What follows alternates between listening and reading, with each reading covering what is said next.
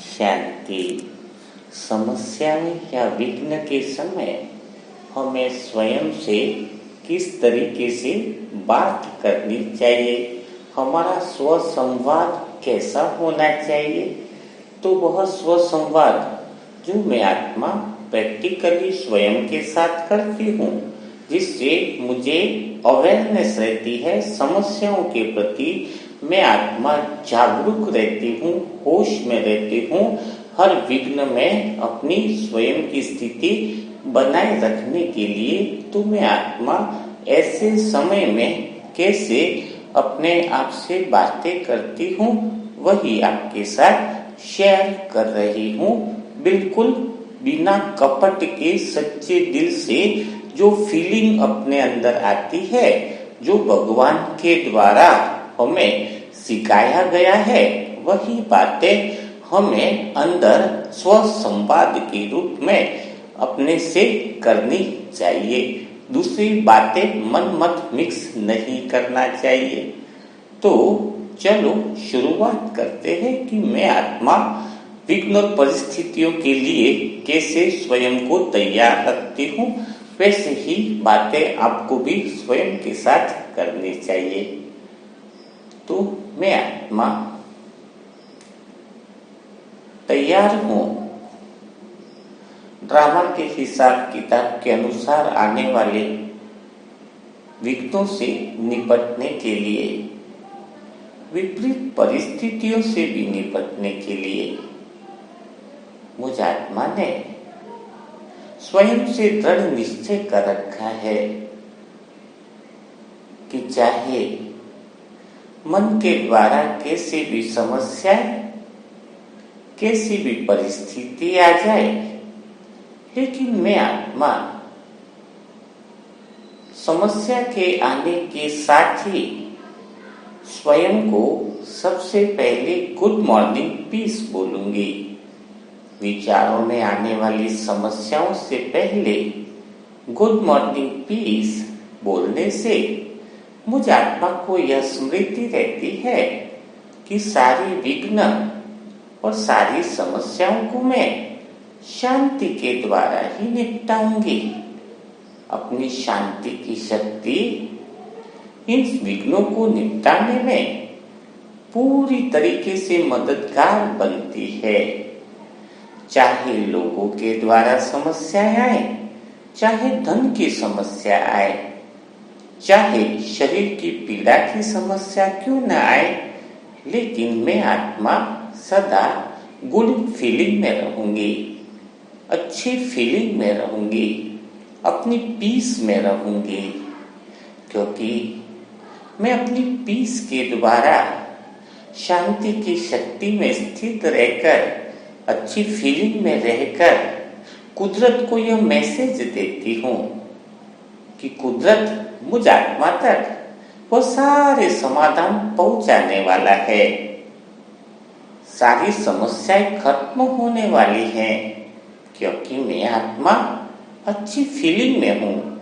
मुझे अटेंशन देना होगा कि लोगों के द्वारा दिया हुआ अपमान हो, चाहे अन्य कैसी भी समस्या हो। अगर मैं आत्मा इस वक्त दुख की फीलिंग में आ गई, तो कुदरत के द्वारा या भगवान के द्वारा जो मुझे मिलने वाला है, वह बहुत दूर चला जाएगा या फिर कहीं अटक जाएगा। इसलिए मैं आत्मा सारे विघ्नों को गुड मॉर्निंग पीस कहती हूँ। शांति की शक्ति में मेरे अंदर भगवान के महावाक्यों का उद्गार होता है। भगवान के महावाक्य अर्थात उम्मीद और विश्वास की वाणी की अभिव्यक्ति हो रही है। मेरे हर पल, हर सेकंड मुझे उम्मीद है, मुझे विश्वास है कि सारी समस्याएं जल्द खत्म होने वाली हैं। सारे रिश्ते बहुत अच्छे बनने वाले हैं। धन की समस्या भी क्यों न हो, वह भी समाप्त होने वाली है। शरीर की बीमारियां तो गायब ही होने वाली है, क्योंकि मुझ आत्मा की एनर्जी शरीर के अंदर नई सेल का निर्माण करेगी। शरीर संपूर्ण रीति से स्वस्थ होने ही वाला है। मेरे अंदर का उम्मीद, मेरे अंदर का विश्वास स्वयं भगवान का विश्वास है, और भगवान का विश्वास भला कैसे गलत हो ही नहीं सकता है। हाँ, इस समय के लिए मुझ आत्मा को थोड़े से सुखों का परित्याग करना होगा, अर्थात सुख को पार्किंग में खड़ा करना होगा। इस समय मैं आत्मा किसी भी सुख की आसक्ति में फंसने वाली नहीं हूँ।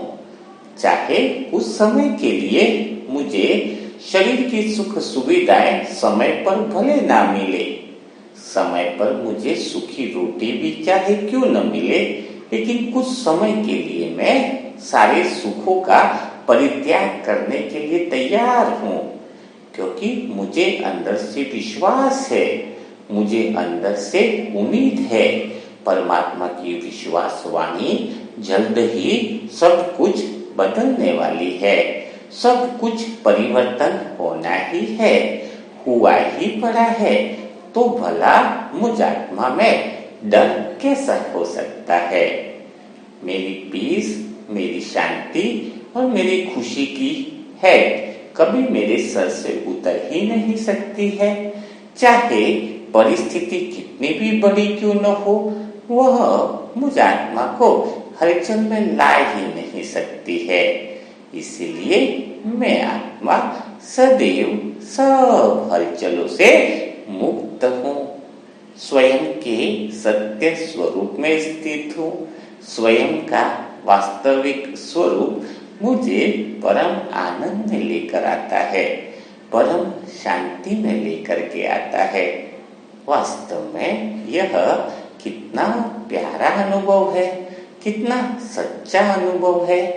अब मैं आत्मा यह अनुभव कर रही हूँ कि मेरे साथ कोई भी समस्या है ही नहीं। मेरे पास एक भी समस्या शब्द ही नहीं है। मैं सर्व समस्याओं से मुक्त हूँ। न तो मेरे पास कोई समस्या है, न ही समस्याओं को समाधान करने वाला है।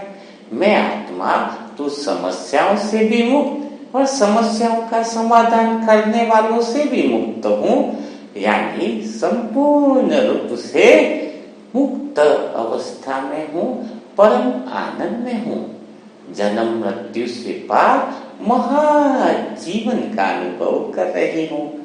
जो श्वासें आ रही है और जो श्वासें जा रही है, इसके बीच में मैं आत्मा झूला झूलने का आनंद ले रही हूँ। मुझ आत्मा के पास हजारों ऑप्शन हैं, हजारों तरीके हैं उस महाजीवन को जीने के लिए। मैं आत्मा इस संसार में महाजीवन जीने के लिए, नव निर्माण करने के लिए ही तो अवतरित हुई हूँ। सदैव मुझ आत्मा को यह स्मृति रहती है कि मुझे क्रोध के समय कुछ भी शब्द उच्चारित नहीं करने हैं। दूसरा, मुझ आत्मा का टेंशन रहता है कि दुख के समय मुझे कोई भी निर्णय नहीं लेने हैं।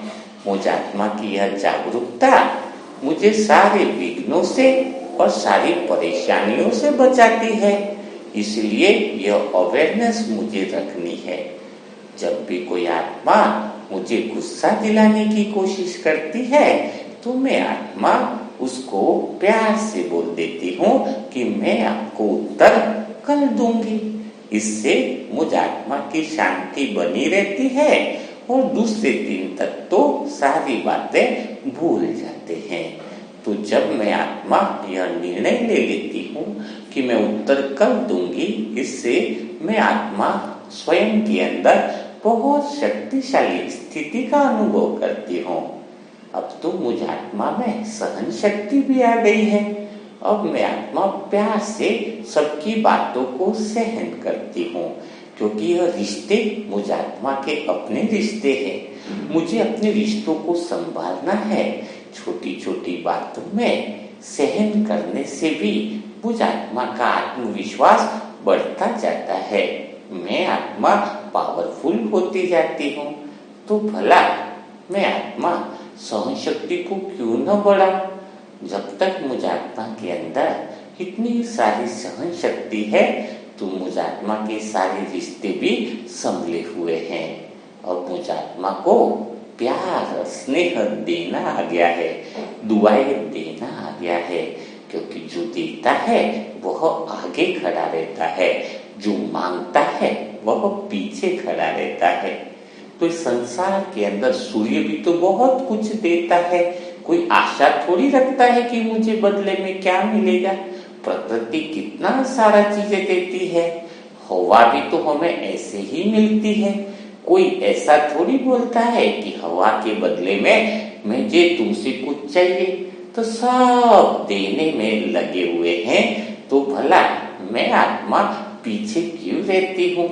देने में ही लेना समाया हुआ है।